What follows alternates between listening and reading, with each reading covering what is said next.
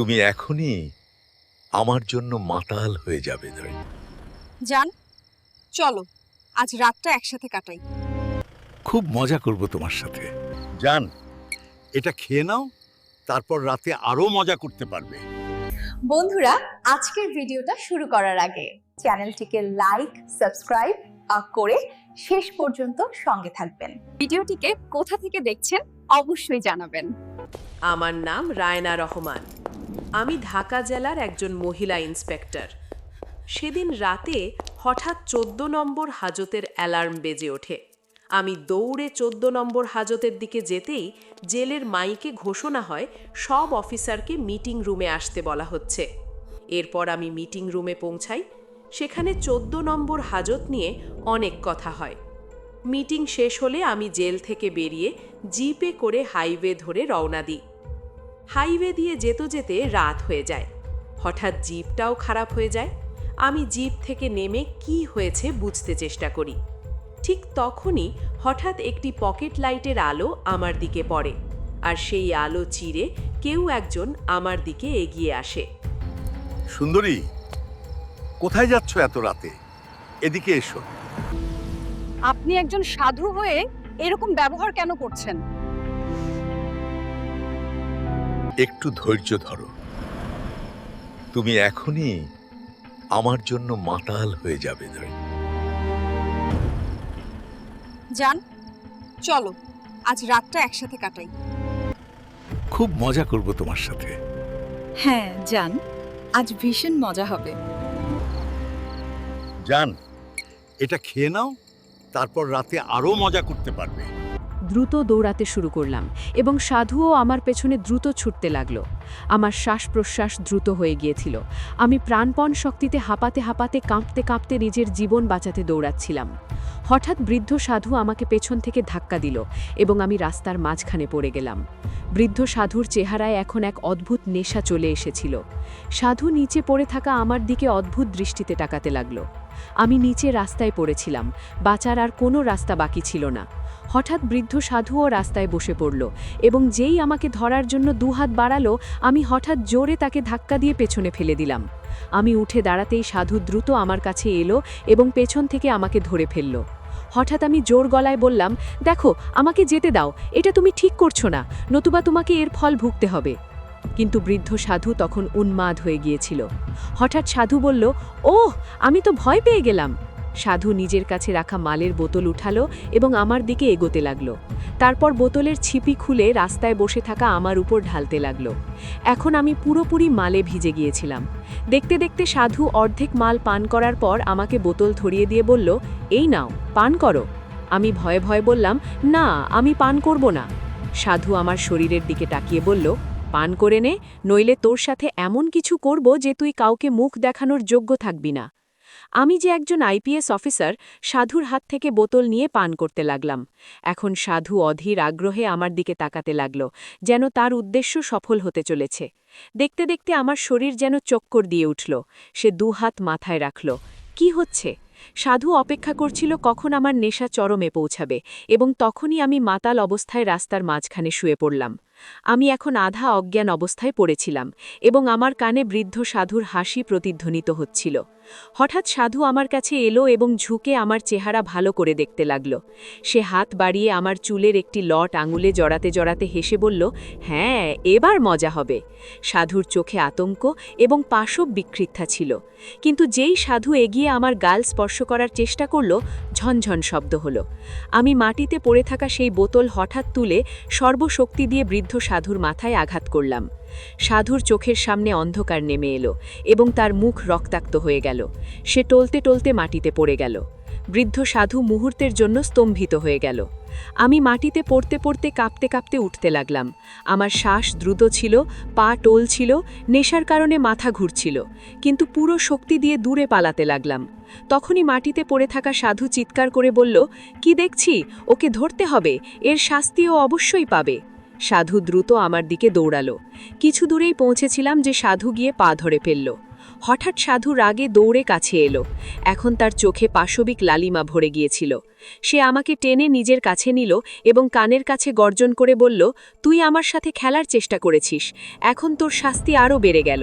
আমার শ্বাস আটকে আসছিল, আমাকে অসহায় দেখাচ্ছিল। তারপর বৃদ্ধ সাধু হাত ধরে টেনে জঙ্গলের দিকে নিয়ে যেতে লাগল।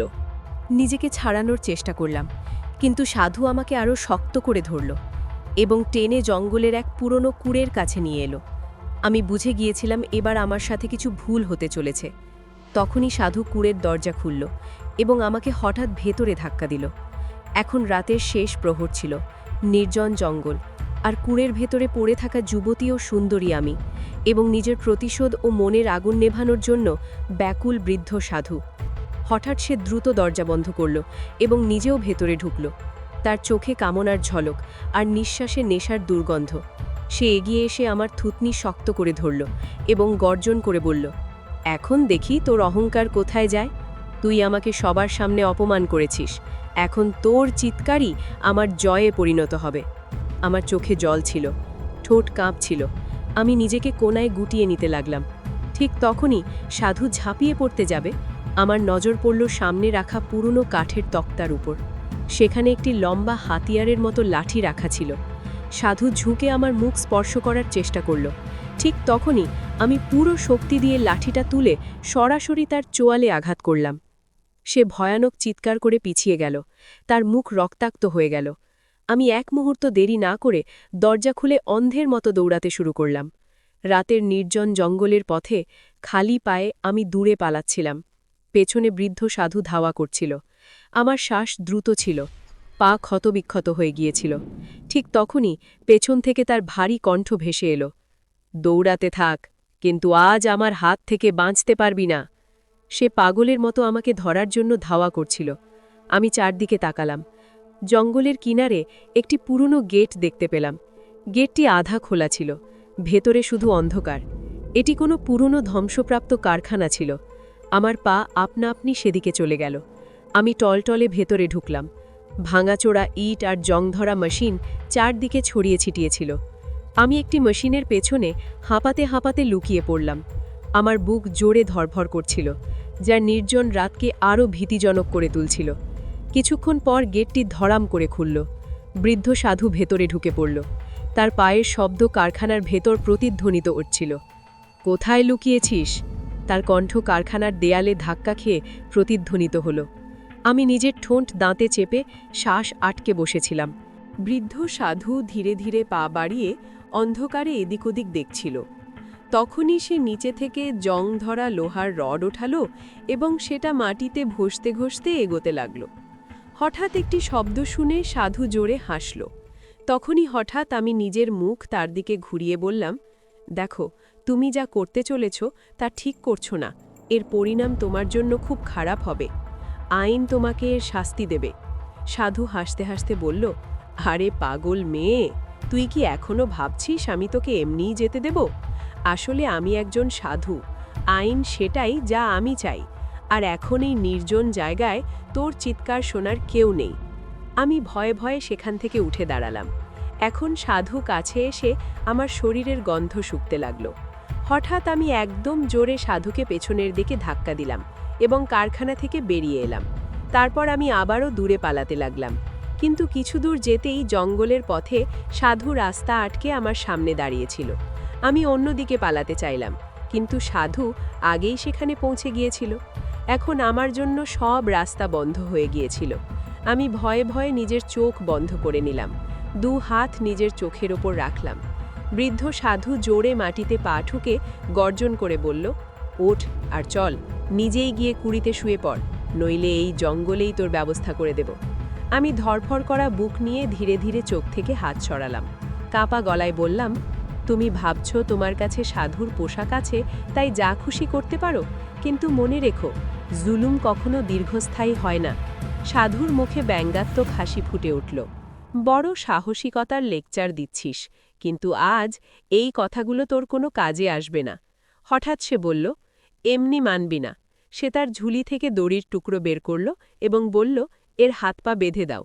সে আমার কাছে বসে আমার হাত পা বাঁধতে লাগল।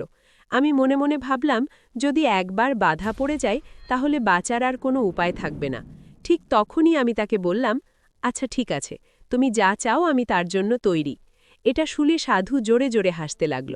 তারপর সে কাছে এসে আমার দিকে তাকিয়ে বলল, সাবাস, আগেই যদি মেনে নিতি তাহলে আমাকে এত কিছু করতে হতো না। সাধু কাছে আসতেই আমি এমন ভান করলাম যেন আমি হেরে মেনেছি। সাধু পুরোপুরি নিশ্চিত ছিল যে আমি এখন তার কবলে।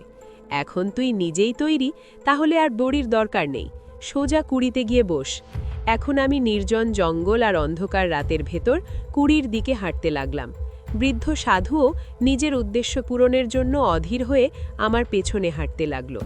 কুড়ির কাছে পৌঁছে আমি দরজা খুললাম এবং একদম ঘুরে তাকে বললাম, দেখো, আমি তোমার কথা মানছি, কিন্তু আমি আবারও বলছি, এর পরিণাম তোমার জন্য খুব খারাপ হবে। সাধু কুটিল হাসি দিয়ে বলল, হ্যাঁ হ্যাঁ, পরিণাম। এখন তোর পরিণাম আমার হাতে, বাকি সব পরিণামের চিন্তা ছেড়ে দে। আমি ধীরে ধীরে ভেতরে পা রাখলাম। সাধু ঝুঁকে আমার কাছে এসে ব্যঙ্গ করে বলল, সাবাস, খুব বুদ্ধিমতী হয়ে গেছিস। আর যেই সে কুড়ির ভেতরে ঢুকতে যাবে ঠিক তখনই পেছন থেকে একটি গাড়ি সেখানে এসে পৌঁছালো। গাড়িটা দেখে সাধু দরজা বন্ধ করে দ্রুত সেই গাড়ির দিকে চলে গেল। আমি তখনও কুড়ির ভেতরেই ছিলাম। সাধু গিয়ে গাড়িতে বসা ব্যক্তির সঙ্গে কথা বলতে লাগল। আমি বেরিয়ে গাড়ির কাছে আসার আগেই গাড়িটি সেখান থেকে চলে গেল। এখন সাধু আবার কুড়ির দিকে ঘুরে আসছিল। ঠিক তখনই আমি তাড়াতাড়ি দরজা খুলে বেরিয়ে তার কাছে এসে তার হাত ধরে বললাম, হ্যাঁ, এবার কি হলো? আমি ভালোবাসা ভরা দৃষ্টিতে তার দিকে তাকালাম এবং তাকে জড়িয়ে ধরলাম। সাধুর মুখে হাসি ফুটে উঠল। সে তখনই নিজের কুড়ির দিকে গেল এবং সেখান থেকে একটি ফল বের করে আমার হাতে ধরিয়ে দিল। আমি সেখানেই জঙ্গলের পথে বসে ফল খেতে লাগলাম। সাধু অধীর হয়ে দাঁড়িয়েছিল। তার ধৈর্য ভেঙে গেল। সে আমাকে বলল, তাড়াতাড়ি খাও, সময় নেই। আমি মনে মনে ভাবলাম, মনে হচ্ছে একে বেশিক্ষণ আটকানো সম্ভব নয়, এখন আমি কি করব? তারপর আমি ভয়ে ভয়ে উঠে দাঁড়ালাম। অন্ধকার রাত আর নির্জন জঙ্গলের নিস্তব্ধতা ভয় সৃষ্টি করছিল। এখন সাধু পুরোপুরি তৈরি ছিল। তার চোখে কামনার আভা ছিল। হঠাৎ সে এগিয়ে এসে আমার বাহু শক্ত করে ধরল এবং ভারী নিঃশ্বাস ফেলে বলল, চলো, এবার নাটক অনেক হয়েছে, সময় নষ্ট করো না। আমি এক মুহূর্তের জন্য ঠোঁটে অদ্ভুত এক মাসুম হাসি ফোটালাম, যেন আমি হেরে মেনেছি। আমি তার চোখের দিকে তাকিয়ে আস্তে করে বললাম, একটা শর্ত আছে। সাধু থেমে গেল। শর্ত? আমি ভালোবাসা ভরা গলায় আস্তে করে বললাম, আমাকে স্পর্শ করার আগে তোমাকে নিজের চোখ বন্ধ করতে হবে। সাধু প্রথমে চমকে গেল, তারপর অট্টহাসিতে ফেটে পড়ল। এটাও কোনো শর্ত হলো? আচ্ছা, মেনে নিলাম। হঠাৎ আমি তার কাছে এলাম এবং ভালোবাসার ভান করে তার হাত ধরলাম। আমি তাকে জঙ্গলের পথের এক কোণায় নিয়ে যেতে লাগলাম। সাধুও আমার সাথে চলতে লাগল। কিছু দূর গিয়ে আমি এক নির্জন জায়গায় থামলাম। বললাম, এখানে ঠিক আছে। সাধু অবাক হয়ে বলল, এখানে? কেউ দেখে ফেলবে না তো? আমি তাকে উস্কে দিয়ে বললাম, তোমার কিসের ভয়? আসলে তুমি তো একজন সাধু। সাধু সঙ্গে সঙ্গে জোশে এসে গেল। অহংকার ভরা গলায় বলল, হ্যাঁ, ঠিক বলেছ, আমার কিসের ভয়? বৃদ্ধ সাধু অহংকার আর জোশের নেশায় চূর ছিল। চারিদিকে নিস্তব্ধতা ছড়িয়ে পড়েছিল। শুধু দূর থেকে বাতাসের ঝাপটা আর মাঝে মাঝে বন্য পশুপাখির আওয়াজ আসছিল। আমি খুব সরলতার সাথে তার হাত নিজের হাতে নিলাম। তারপর আমি তাকে বললাম, এখানে নিচে রাস্তায় শুয়ে পড়ো এবং নিজের চোখ বন্ধ করে নাও। সাধু হাসতে হাসতে রাস্তায় নিচে শুয়ে পড়ল। সে চোখ বন্ধ করে নিল এবং হাসতে হাসতে বলল, চলো দেখি তুমি এবার কি করো। আমি কিছুক্ষণ তার চারদিকে ঘুরতে ঘুরতে মনে মনে কিছু ভাবতে লাগলাম। তারপর ঝুঁকে তার কাছে এলাম। এক মুহূর্তের জন্য মনে হলো আমি তার ওপর ঝুঁকছি। সাধুর ঠোঁটে বিজয়ের হাসি ছিল। গভীর নিঃশ্বাসের শব্দ শোনা যাচ্ছিল। কিন্তু পরম মুহূর্তেই আমি নিজের জুতো পরা পায়ে সজোরে তার বুকের লাঠি মারলাম। সাধু ছটপট করে চোখ খুলে দিল, কিন্তু ততক্ষণে আমি তার লাঠি কেড়ে নিয়েছি। সাধু উঠে সেখানেই পথের মাঝখানে বসে পড়ল এবং বলল, এটা কি ধোঁকা করলি তুই আমার সাথে?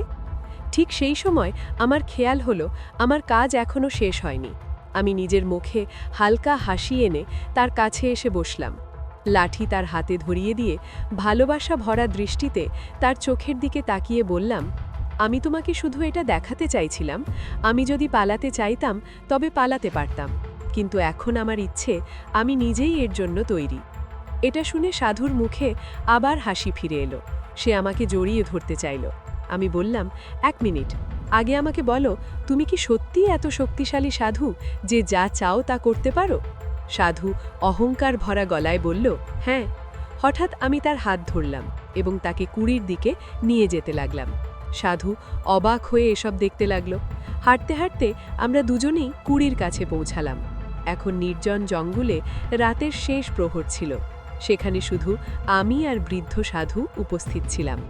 যেই আমরা কুড়ির কাছে পৌঁছালাম, হঠাৎ আমি ভেতরে ঢুকলাম এবং সেখান থেকে একটি লাল ওড়না তুলে নিলাম। আমি তখন আমার আসল উদ্দেশ্যের দিকে এগোচ্ছিলাম। আমি বললাম, আমি মানি না যে তুমি এত পাওয়ারফুল এবং এসব করতে পারো। সাধু নিজের পদের অহংকারে মগ্ন হয়ে কথা বলছিল। সে কিছুই বুঝতে পারল না। সে নিজের মোবাইল বের করল এবং আমাকে সেই সব মেয়েদের ছবি দেখাতে লাগল যাদের সাথে সে কুকর্ম করেছিল। সে বড় অহংকারের সাথে নিজের পাপগুলো গুনতে লাগল। কাল আমি এমন করেছি, পরশু তেমন করেছি, আমাকে ধরার কে আছে? আসলে আমি একজন সাধু। আমি চুপচাপ তার সব কথা শুনতে লাগলাম। তারপর তার কাছে গিয়ে বললাম, বাহ, তুমি তো খুব বাহাদুর বেরোলে। আমি তাকে বললাম, এসো, আমি এখন তোমার সাহসিকতা দেখতে চাই। আমি তাকে সেই নির্জন জঙ্গলের অন্য দিকে নিয়ে যেতে লাগলাম। সাধুও খুশি মনে আমার সাথে যাচ্ছিল। সেখানে পৌঁছে আমি হাসতে হাসতে বললাম, তো কি বলছিলে বাবাজি, তোমাকে ধরার কেউ নেই? এই কথা বলেই আমি নিজের কাপড়ের ভেতর লুকানো ক্যামেরা বের করলাম। সেই ক্যামেরায় সাধুর সমস্ত পাপ, তার অহংকার ভরা স্বীকারোক্তি এবং প্রতিটি জঘন্য কাজ রেকর্ড হয়ে গিয়েছিল। সাধুর মুখের রং উড়ে গেল। সে ঘাবড়ে গিয়ে দ্রুত আমার দিকে ঝাঁপিয়ে পড়ল ক্যামেরা ছিনিয়ে নেওয়ার জন্য। কিন্তু তার আগেই একটি জোরদার থাপ্পড় তার মুখে পড়ল। এখন সেখানে দাঁড়িয়ে থাকা মেয়েটি আর সেই অসহায় অনিতা ছিল না, বরং একজন সাহসী আইপিএস অফিসার নিজের আসল রূপে সামনে চলে এসেছিল। ঠিক সেই সময় পেছন থেকে দুটি কালো জিপের হেডলাইট জ্বলে উঠল। ধুলো উড়িয়ে ব্রেকের শব্দ শোনা গেল। পরের মুহূর্তেই কমান্ডোদের দল গাড়ি থেকে বেরিয়ে এলো। আমি হাতের ইশারা করলাম। দেখতে দেখতে সাধুকে মাটিতে চেপে ধরা হলো। সাধুর পা আর কাজ করছিল না। কেঁপে কেঁপে সে বলল, এই মেয়েটি মিথ্যে বলছে। আমি তার কাছে গেলাম এবং আরও একটি জোরদার থাপ্পড় মেরে গর্বের সাথে বললাম, তুমি জানো আমি কে? আমি আইপিএস অফিসার এবং এই টিম আমার হুকুমে এখানে এসেছে। তুমি ভাবছিলে এই খেলাটা তুমি আমার সাথে খেলছো। আসলে এই খেলাটা আমি তোমার সাথে খেলেছি। আমি তোমার পাশবিকতা এবং মেয়েদের সাথে কুকর্মের কথা জানতে পেরেছিলাম। তাই আমি নিজে এখানে এসে তোমাকে হাতে নাতে ধরার সিদ্ধান্ত নিয়েছি, যাতে তুমি নিজেই নিজের মুখে সব স্বীকার করো এবং তোমাকে কঠোর শাস্তি দেওয়া যায়। তারপর আমি পকেট থেকে নিজের কার্ড বের করে তার মুখের সামনে ধরলাম। সাধুর চোখ বিস্ময় আর ভয়ে ভরে গেল। আমি লাঠি মেরে সাধুকে মাটিতে ফেলে দিলাম এবং আদেশ দিলাম, নিয়ে যাও একে আমার চোখের সামনে থেকে। কমান্ডোরা সাধুকে গাড়িতে তুলল এবং তাকে জেলে পাঠানো হলো। এই গল্প আমাদের শেখায় সাহস, বুদ্ধিমত্তা